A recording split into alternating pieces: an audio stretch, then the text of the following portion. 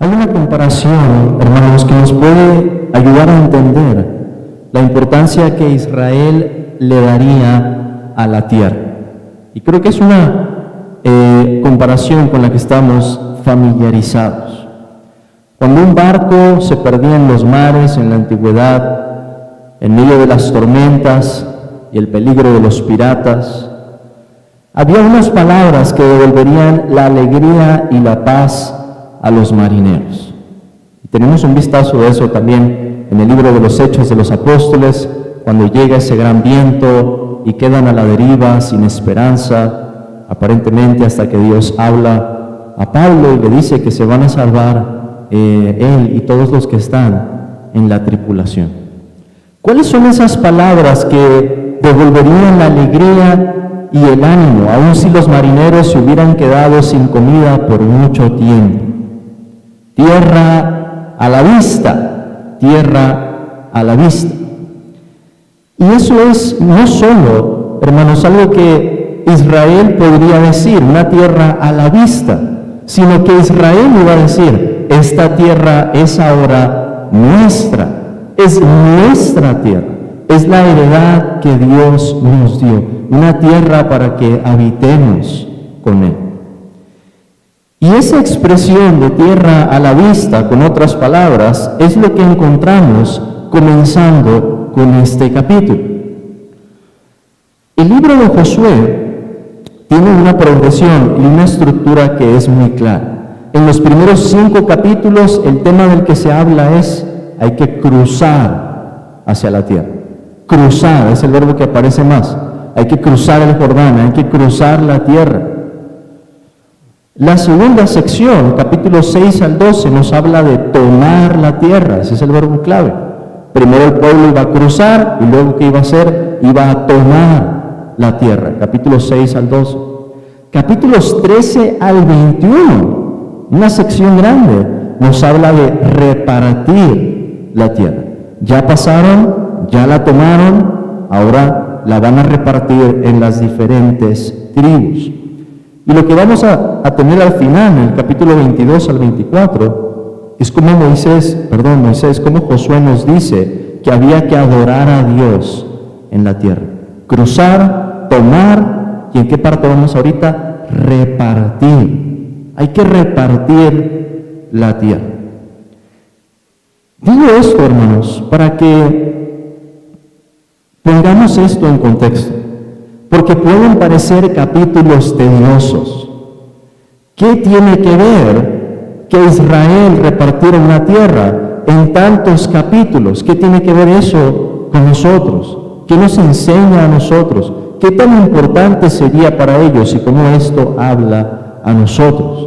Después de ver toda la acción en el libro, los milagros del Señor, las batallas, alguien puede decir, esta sección como que es un tanto tediosa.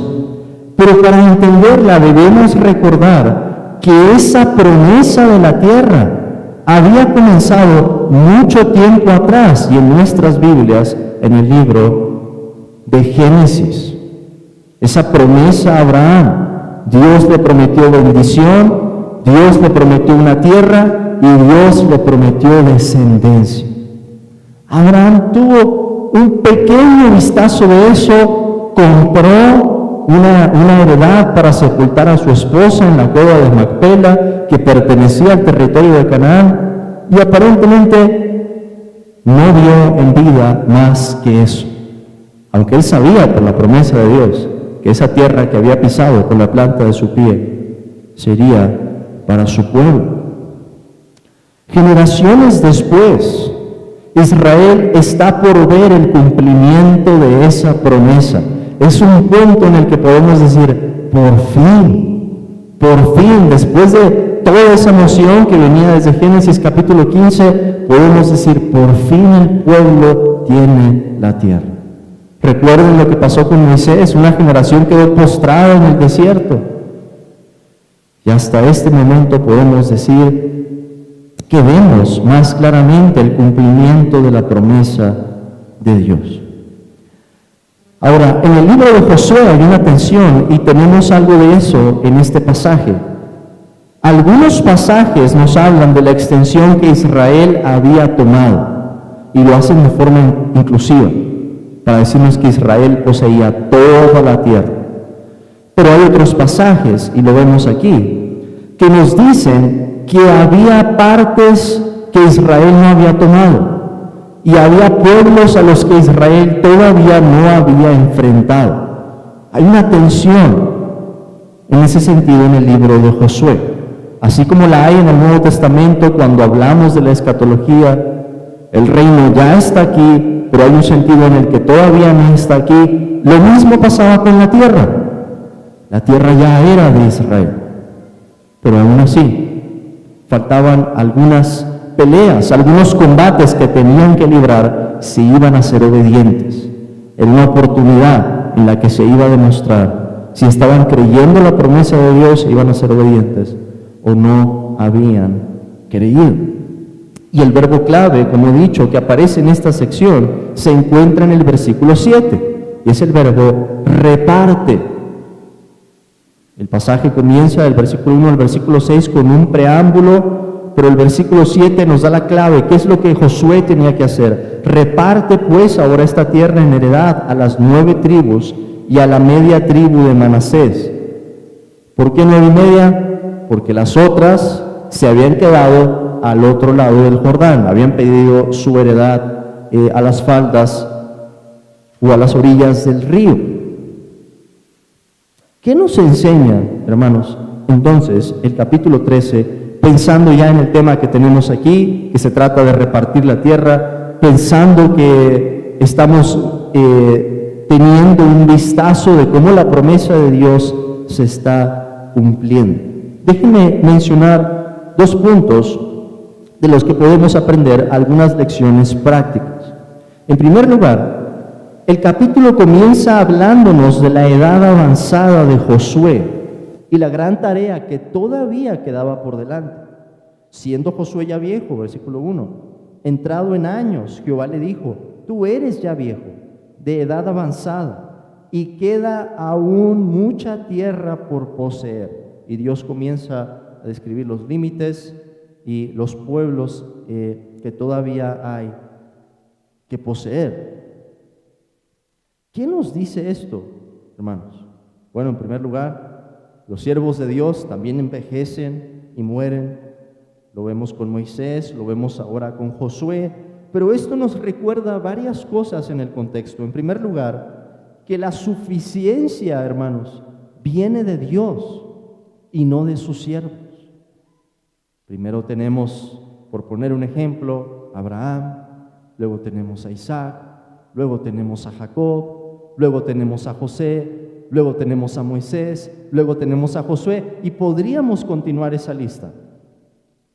Pero si ellos pudieron lograr algo, si los propósitos del plan redentor de Dios pudieron avanzar por la instrumentación de ellos, es gracias a Dios. Dios cumple sus promesas y se complace en usar instrumentos humanos, pero es Dios el que los levanta, es Dios el que los capacita, es Dios el que los usa y es Dios quien también los reemplaza. Porque la carga inmediatamente para Josué iba a ser después. ¿Y qué va a pasar con el pueblo una vez que yo ya no esté? Y vamos a ver algo de eso en los últimos capítulos, cuando Josué exhorta al pueblo a la obediencia y les dice: yo sé que ustedes se van a apartar. Algo parecido a lo que había dicho Moisés al final de Deuteronomio. La historia de Israel, hermanos, en el libro de Josué es un testimonio de la fidelidad de Dios.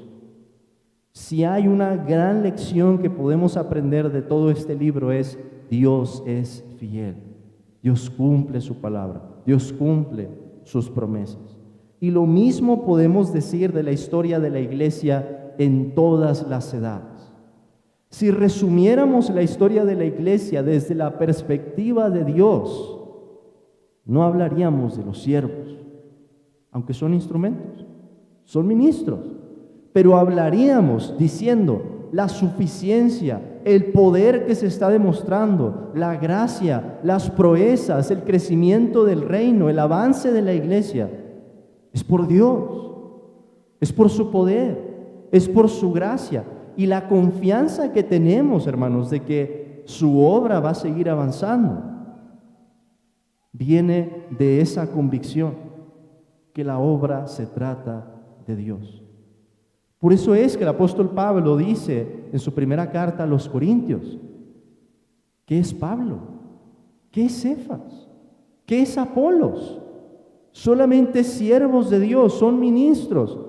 Uno planta la semilla, otro riega, dice Pablo, pero Dios es el que da el crecimiento. Y esa es la historia de la iglesia en todas las épocas. Josué nos lleva a pensar en eso. En segundo lugar, hermanos, no solo vemos la suficiencia de Dios aquí, no solo vemos que se trata de su obra, encontramos también que hay un peligro latente. Y eso lo podemos ver sobre todo en el versículo 13, cuando se nos dice: mas a los jesureos y a los maacateos no los echaron los hijos de Israel, sino que Jesur y Maaca habitaron entre los israelitas hasta hoy. Interesante ese uso de hasta hoy, porque probablemente se trata de un redactor, probablemente quizá después de Josué, viendo en retrospectiva y diciendo, hubo la oportunidad, pero hasta el día de hoy no hemos expulsado a estos enemigos, permanecen todavía en la tierra.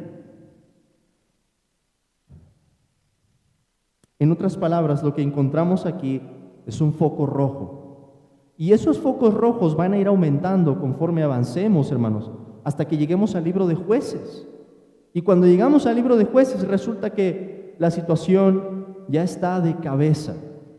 El pueblo se queda sin líder, no hay rey en Israel, no hay alguien que los gobierne, el pueblo comienza a apartarse a la idolatría y Dios empieza a levantar uno y otro hombre para juzgar al pueblo. Pero lo que tenemos aquí es ese foco rojo en el que ya empezamos a ver atisbos de que es probable que la situación no vaya a salir muy bien. Hubo grupos que Israel nunca echó y esto fue un acto de desobediencia. ¿Qué podemos aprender de esto? Y con esto termino la meditación. En primer lugar, que la vida cristiana conlleva una obediencia imperfecta.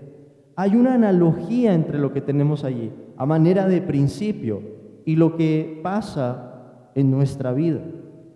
No podemos permitirnos una obediencia que sea parcial. Hermanos, en nuestros corazones todavía hay un pecado remanente, hay una lucha, hay un combate, hay un mundo, hay un enemigo, hay un tentador.